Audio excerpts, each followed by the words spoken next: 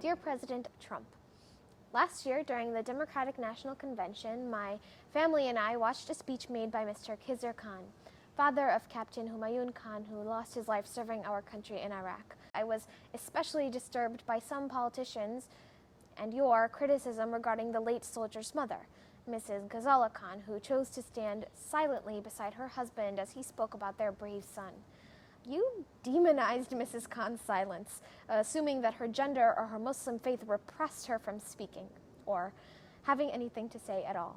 Mrs. Khan reminds us that just because we are silent does not mean that we don't have a voice, and her volume that evening reassures us that silence is not submission or consent or weakness, but can be a statement of its own. And while this may seem like a singular incident, it is not. Dear President Trump, I hope that you realize that not everyone in the United States is an old white man who follows the Christian religion.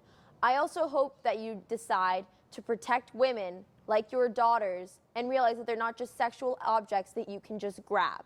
I hope that you realize that racism isn't an okay policy to have as a president. And I hope that you recognize that your Twitter sounds like a 12-year-old.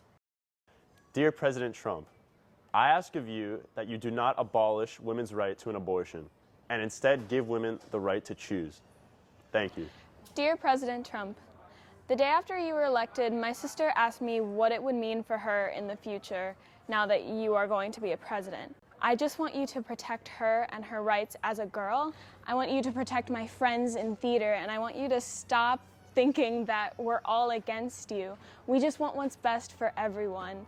So please don't try to make America great again. Try to make its people happy.